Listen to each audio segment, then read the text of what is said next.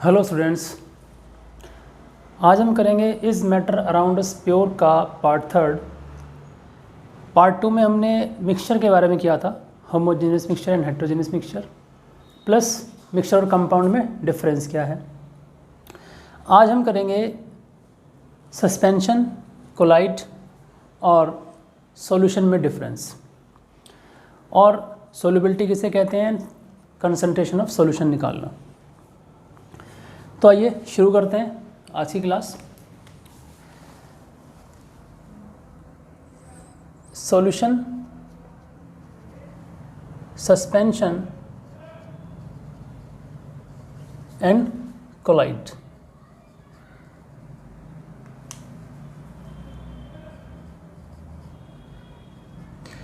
देखिए, तीनों में डिफरेंस आपसे कोई से दो में पूछ सकते हैं, सॉल्यूशन सस्पेंशन या सस्पेंशन कोलाइड या कोलाइड सॉल्यूशन। बहुत सिंपल है, मुश्किल नहीं है। बट ये समझने से पहले आप एक चीज़ समझ लीजिए, टंडाल इफेक्ट किसे कहते हैं। देखिए, अगर हम किसी डार्क रूम में एक्सपेरिमेंट करें और मैंने क्या किया है, एक बीकर में सॉल्यूशन लिया है या पानी या समथिंग कुछ भी, और यहाँ से बीम ऑफ लाइट छोड़ दें, तो देखिए टंडाल इफेक्ट कहें या स्कैटरिंग ऑफ लाइट, एक वर्ड आपको बुक में पढ़ोगे तो समझ में आ जाएगा कि स्कैटरिंग ऑफ लाइट लिखा होगा।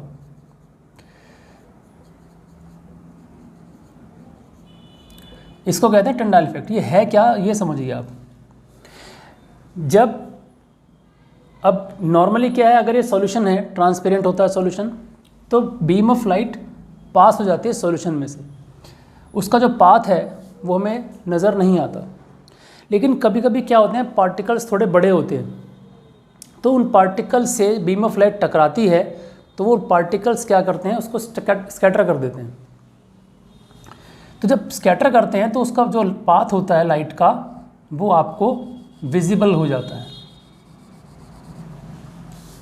ये जो विजिबल हो जाता है पाथ लाइट का, इसको कहते हैं स्कैटरिंग ऑफ लाइट या टंडाल इफेक्ट। ये मैंने पहले इसलिए बताया क्योंकि यहाँ पर इस्तेमाल होगा, ये आएगा। ठीक है, अब देखिए आप, सस्पेंशन, सॉल्यूशन। सॉल्यूशन एक होमोजेनियस मिक्सचर होता है। अब होमोजेनियस मिक्सचर और हेट्रोजेनियस मिक्सचर हम कर चुके हैं लास्ट अपनी क्लास में। सस्पेंशन एक हेट्रोजेनियस मिक्सचर होता है।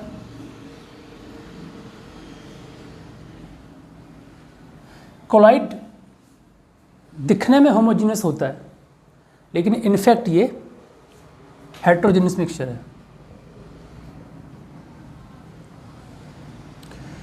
एग्जाम्पल आप देखिएगा, सॉल्यूशन का होमोजेनियस मिक्सचर है, सॉल्यूशन का एग्जाम्पल है salt in water, sugar in water, ठीक है। और विनेगर में क्या है, एसिटिक एसिड और वाटर होता है। अल्कोहल और वाटर, ये सारे सॉल्यूशन है। सॉल्यूशन को कहीं कहीं पर आप जब पढ़ेंगे तो ट्रू सॉल्यूशन भी लिखा होगा, एक ही बात है वो। ट्रू सॉल्यूशन का मतलब वो सॉल्यूशन ही है। जो ट्रू सॉल्यूशन है, सॉल्यूशन जो होता है वो ट्रांसपेरेंट होता है। Copper sulphate in water, colour blue होगा लेकिन सॉल्यूशन ट्रांसपेरेंट होगा, तो वो ट्रू सॉल्यूशन है। तो ट्रू सॉल्यूशन या सॉल्यूशन एक होमोजेनियस मिक्सचर का एग्जांपल है। सस्पेंशन का एग्जांपल आप देख लीजिए, सैंड इन वाटर।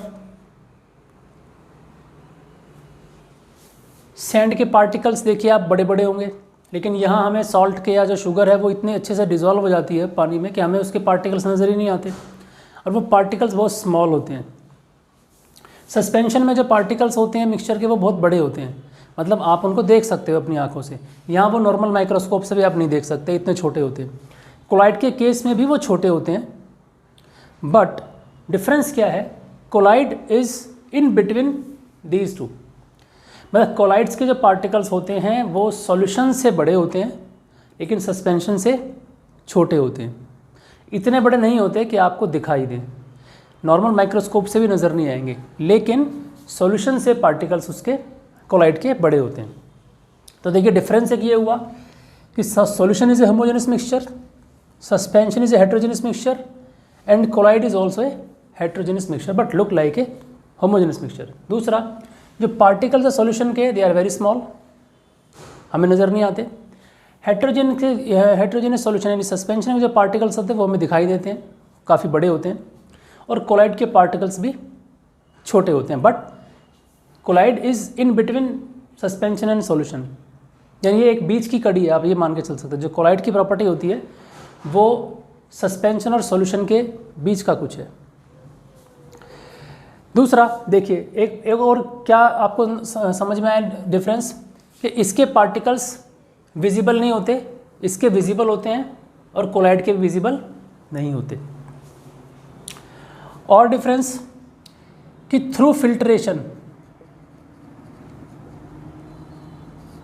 आप सस्पेंशन के पार्टिकल्स को अलग नहीं कर सकते, क्योंकि वो इतने छोटे होते हैं कि वो फिल्टर पेपर में से पास हो जाते हैं। तो थ्रू फिल्ट्रेशन सॉल्यूशन के पार्टिकल हम सेपरेट नहीं कर सकते, लेकिन सस्पेंशन के कर सकते हैं, कोलाइड के नहीं कर सकते, क्योंकि ये भी फिल्टर पेपर में से पास हो जाएंगे। अब क्योंकि इसके पार्टिकल्स, ये होमोजेनस मिक्सचर है, पार्टिकल्स बहुत अच्छे से मिक्स होते हैं, बहुत छोटे होते हैं, तो ये स्टेबल होते हैं। Solutions are stable. Stable means कि अगर आप उन्हें छोड़ दें तो ऐसा तो नहीं है कि आपके जो सॉल्यूट पार्टिकल है वो नीचे बैठ जाएं, ऐसा नहीं होता ना। लेकिन सस्पेंशन के केस में ये अनस्टेबल होते हैं। जैसे मैंने बताया सैंड इन वाटर, आप उसको अच्छे से मिलाएं, वो मिलेगा नहीं ना, लेकिन आप उसको छोड़ दें थोड़ी देर के लिए तो क्या होगा, नीचे सेटल डाउन हो जाएगा। तो इसलिए सस्पेंशन जो होते हैं वो अनस्टेबल होते हैं, सॉल्यूशन स्टेबल होता है और कोलाइड भी स्टेबल होता है। और देखिए, जो मैंने अभी आपको एक प्रॉपर्टी बताई थी, स्कैटरिंग ऑफ लाइट,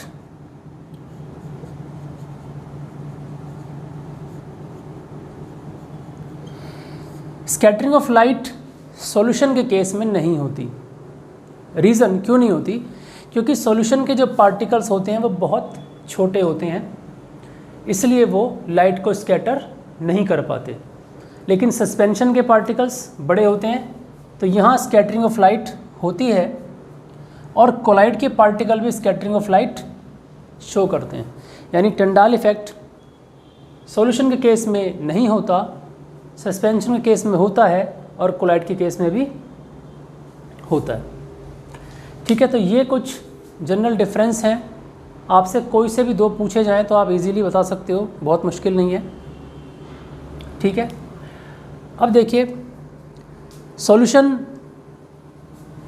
हमारे दो टाइप के हैं, एक सैचुरेटेड सॉल्यूशन और एक unsaturated solution.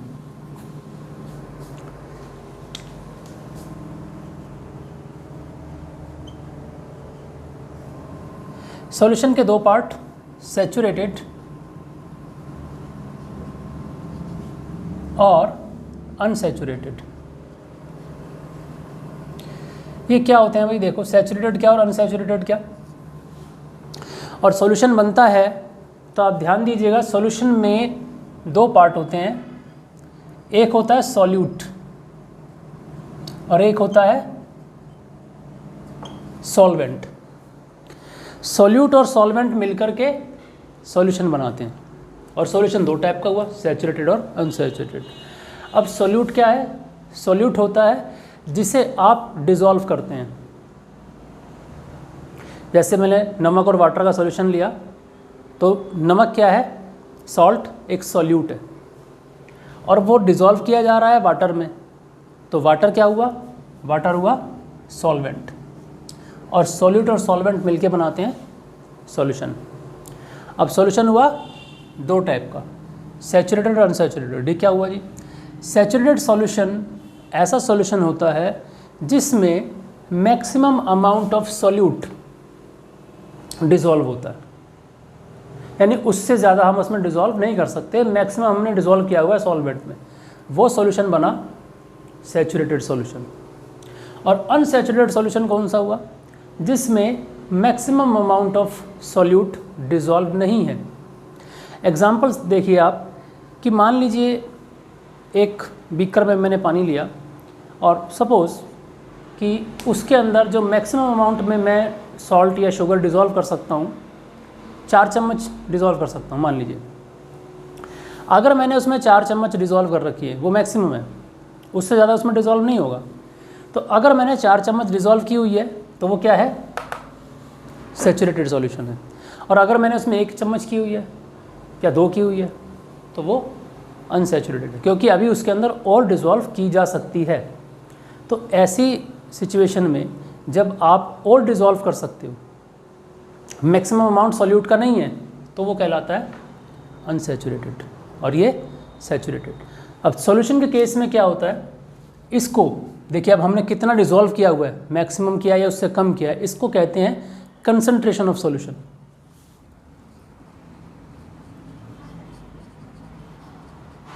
Concentration of solution.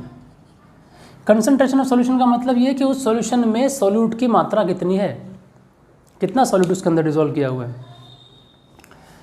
यानी अमाउंट ऑफ सॉल्यूट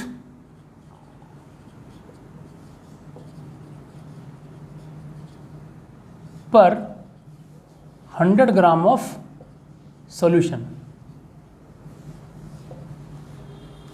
ये निकालने का तरीका है कि कितनी मात्रा में, कितने ग्राम सॉल्यूट पर 100 ग्राम सॉल्यूशन में डिज़ोल्व किया हुआ है, वो कहलाता है उस सॉल्यूशन की कंसंट्रेशन।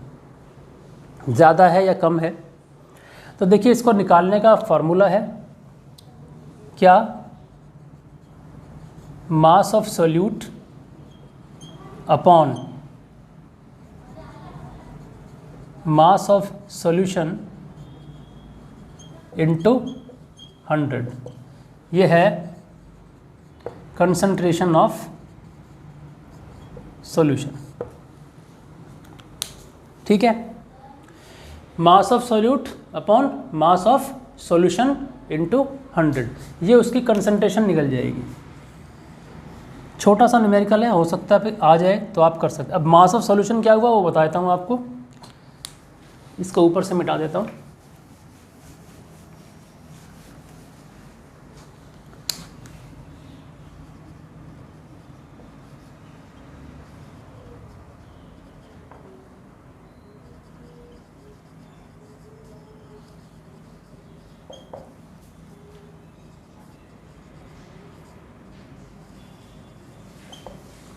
क्योंकि सॉल्यूशन जो है वो किससे बना है? सॉल्यूट से और सॉल्वेंट से। तो जब बात की जा रही है मास ऑफ सॉल्यूशन, इसका मतलब mass of solute plus mass of solvent. भाई अगर आपको दे ही रखा है कि इतने ग्राम सॉल्यूशन है तो कोई दिक्कत ही नहीं है, लेकिन अगर आपको अलग अलग दे दिया, सॉल्यूट का अलग दे दिया और सॉल्वेंट का अलग दे दिया, तो आप क्या करोगे? सॉल्यूशन का ऐसे निकालोगे, इन दोनों को जोड़ के सॉल्यूशन का मास निकल जाएगा। तो ये फार्मूला आता है अगर सॉलिड में लिक्विड है तो, यानी सॉलिड जैसे सॉल्ट और वाटर हो गया या शुगर और वाटर हो गया। अगर मान लीजिए दोनों लिक्विड है, अल्कोहल और वाटर या एसिटिक एसिड और वाटर, वहाँ पे दोनों लीटर में आ जाएंगे, तो उस केस में क्या होगा? उस केस में फार्मूला यहाँ पर क्या होगा? 100 ग्राम की जगह 100 मिलीलीटर हो जाएगा। और यहाँ अमाउंट ऑफ सॉल्यूट इन ग्राम है, यहाँ ग्राम की जगह क्या हो जाएगा? Millilitre. Amount of solute in millilitre dissolve इन पर 100 मिलीलीटर ऑफ सॉल्यूशन, ग्राम की जगह। और ये फार्मूला थोड़ा सा चेंज हो जाएगा, लगभग यही रहेगा, सिर्फ मास की जगह पे आपको क्या लिखना पड़ेगा? वॉल्यूम। यानी ये फार्मूला मैं यहाँ लिख देता हूँ, चलो। Concentration of solution is equal to volume of solute upon volume of solution into 100। Volume word आ जाएगा, बाकी सब वही है। और यहाँ ग्राम की जगह क्या आ जाएगा? मिलीलीटर। बाकी सब वही है। अगेन वही, यहाँ पे वॉल्यूम ऑफ सॉल्यूशन है तो क्या हो जाएगा, volume of solute plus volume of solvent, तो वॉल्यूम ऑफ सॉल्यूशन निकल जाएगा। ठीक है, मुश्किल नहीं है, बहुत इजी है। थोड़ा सा आप स्टडी कीजिए, बुक पढ़िए अच्छे से। कोई डाउट शंका हो तो आप पूछिएगा कमेंट बॉक्स में।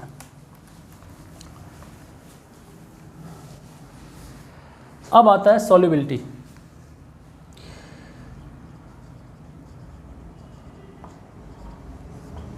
सॉल्युबिलिटी क्या है?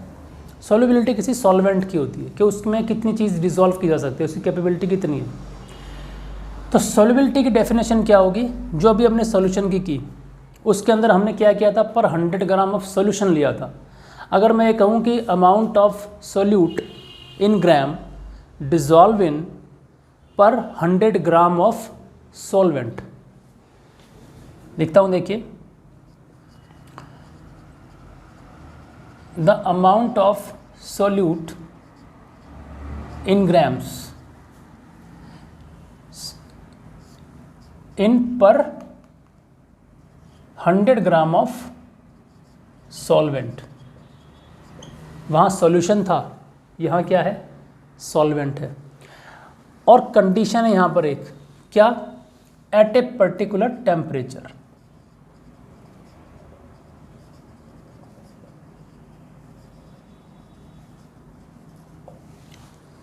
ये क्यों लिखा गया, एट ए पर्टिकुलर टेम्परेचर क्यों लिखा, बताता हूँ अभी क्यों लिखा, पहले आप इसको समझ लीजिए। The amount of solute in gram per 100 gram of solvent में, मतलब 100 ग्राम सॉल्वेंट अगर लेते हैं तो उसमें कितनी मात्रा सॉल्यूट की डिसॉल्व की जा सकती है। जैसे मान लीजिए अगर मैं आपसे कहता हूँ 20% सॉल्यूशन है अल्कोहल का, किसका, अल्कोहल। इसका क्या मतलब हुआ, 20% का मतलब क्या हुआ, इसके अंदर 20% यानी 20 पार्ट जो है वो अल्कोहल है और प्लस 80 पार्ट जो है वो वाटर है। यानी परसेंटेज ऑफ सॉल्यूट जो है वो 20% है। 20 का मतलब 100 में से 20, यानी अगर 100 ग्राम लेते हैं आप तो 20 ग्राम सॉल्यूट है, बाकी सॉल्वेंट है, तो ये उसकी सॉल्युबिलिटी है। ठीक है, या इसको आप ये समझ लीजिए कि जैसे मान लीजिए ये तो सॉल्यूशन के लिए ज़्यादा सूटेबल रहेगा एग्जांपल, बाकी आप ये कर सकते हैं कि जैसे मैंने 100 ग्राम मान लीजिए वाटर लिया और 100 ग्राम वाटर में मैं सॉल्ट डिज़ोल्व कर रहा हूँ। अब मैंने कितना सॉल्ट डिज़ोल्व किया, 10 ग्राम, 15 ग्राम, 20 ग्राम, 30 ग्राम, जितना भी मैं इसमें डिज़ोल्व कर पाऊँगा। जो मान लीजिए मैंने इसके अंदर 20 ग्राम्स सॉल्ट डिज़ोल्व किया, तो इसकी सॉल्युबिलिटी कितनी हो जाएगी, सॉल्ट की सॉल्युबिलिटी इन दैट सॉल्वेंट 20 ग्राम। 25 कर दूँगा तो 25 हो जाएगी, मतलब जितने ग्राम मैं कर पाऊँगा वो उसकी सॉल्युबिलिटी कहलाएगी। वो जो एग्जांपल था वो सॉल्यूशन के केस में ज़्यादा सूटेबल है। ठीक है, ये है सॉल्युबिलिटी। अब मैंने कहा कि ये एट ए पर्टिकुलर टेम्परेचर है। एट ए पर्टिकुलर टेम्परेचर का मतलब क्या हुआ कि जो सॉल्युबिलिटी है आपकी वो कुछ बातों पे डिपेंड करती है। किस बात पे डिपेंड करती है, यानी टेम्परेचर का डायरेक्ट इफेक्ट पड़ता है इस पर, सॉल्युबिलिटी पर। जैसे मान लीजिए अब यहाँ सपोज मैंने टेम्परेचर लिया है 25 डिग्री सेल्सियस, तो 25 डिग्री में क्या होता है, 100 ग्राम पानी में मैं 20 ग्राम सॉल्ट को डिज़ोल्व कर लेता हूँ। अगर मैंने टेम्परेचर बढ़ा दिया, मान लीजिए इस टेम्परेचर को मैं कर देता हूँ 35, तो क्या अब भी ये 20 ग्राम ही रहेगी इसकी मात्रा? नहीं, अब इसकी मात्रा बढ़ जाएगी। अब ये 20 ग्राम डिज़ोल्व नहीं होगा, अब ये ज़्यादा डिज़ोल्व हो जाएगा, कुछ भी मतलब इससे एक्स्ट्रा ही जाएगा। और ये टेम्परेचर मैं कम कर देता हूँ तो ये भी कम हो जाएगा, 7%, 5% समथिंग, आपको समझाने के लिए लिख रहा हूँ, मतलब ये कम हो जाता है। तो टेम्परेचर का इफेक्ट पड़ता है सॉल्युबिलिटी पर। अगर आप टेम्परेचर इंक्रीज़ करते हैं तो सॉल्युबिलिटी इंक्रीज़ हो जाती है, और टेम्परेचर डिक्रीज़ करते हैं तो सॉल्युबिलिटी डिक्रीज़ हो जाती है। आप घर पे एक्सपेरिमेंट करके देख सकते हैं। बिल्कुल चिल्ड पानी लीजिए, बिल्कुल चिल्ड पानी, उसके अंदर आप कुछ भी जैसे शरबत बनाए या शिकंजी कुछ भी बनाते हैं तो आप चीनी डिज़ोल्व करके देखिए। एक रूम टेम्परेचर पे लीजिए वाटर, जो नॉर्मल है आपका पानी, एक गर्म पानी में डिज़ोल्व करके देखिए, आप देखेंगे कि ठंडे पानी में डिज़ोल्व करना मुश्किल होता है, वो डिज़ोल्व नहीं होती ज़्यादा क्योंकि उसका टेम्परेचर कम है। जो नॉर्मल टेम्परेचर होगा रूम टेम्परेचर पर, उसमें ज़्यादा चीनी डिज़ोल्व हो जाएगी, और जो पानी गर्म होगा उसमें और ज़्यादा चीनी डिज़ोल्व की जा सकती है। यानी टेम्परेचर का इफेक्ट पड़ता है, प्रेशर का इफेक्ट सॉल्युबिलिटी पर नहीं पड़ता। ठीक है, अगर आप लेते हैं गैस इन लिक्विड, ये तो सॉलिड इन लिक्विड की बात थी, अगर आप लेते हैं गैस इन लिक्विड, तो गैस इन लिक्विड में क्या होता है, प्रेशर का इफेक्ट पड़ता है और वहाँ पे टेम्परेचर का भी इफेक्ट पड़ता है। गैस इन लिक्विड में टेम्परेचर डिक्रीज़ करोगे तो गैस की सॉल्युबिलिटी इंक्रीज़ हो जाएगी, उल्टा है, और अगर आप टेम्परेचर इंक्रीज़ करोगे तो वो डिक्रीज़ हो जाएगी। और प्रेशर के केस में gas is in liquid, pressure increase करोगे तो सॉल्युबिलिटी इंक्रीज़ हो जाएगी और प्रेशर डिक्रीज़ करोगे सॉल्युबिलिटी डिक्रीज़ हो जाएगी। तो ये है, दिस इज़ अबाउट सॉल्युबिलिटी। तो आपने आज हमने कवर किया अपना सस्पेंशन, सॉल्यूशन और कोलाइड प्लस सॉल्युबिलिटी और कंसंट्रेशन ऑफ सॉल्यूशन। अब इसके अंदर आपका बचा है चैप्टर में methods of separation of mixtures, जिसमें कुछ सेंट्रीफ्यूगेशन है या डिस्टिलेशन, फ्रैक्शन डिस्टिलेशन, फिल्ट्रेशन, ये सब उसमें कवर होंगे, वो हम करेंगे अपने नेक्स्ट वीडियो में। आज की वीडियो में हम इतना ही रखते हैं, इसको पढ़िएगा अच्छे से, ठीक है, गो थ्रू द बुक। कोई चीज़ रह गई हो, कोई टॉपिक रह गया हो या कुछ समझ में ना आया हो तो आप प्लीज़ कमेंट बॉक्स में बताइएगा। मिलते हैं अगली क्लास में, तब तक के लिए बाय बाय।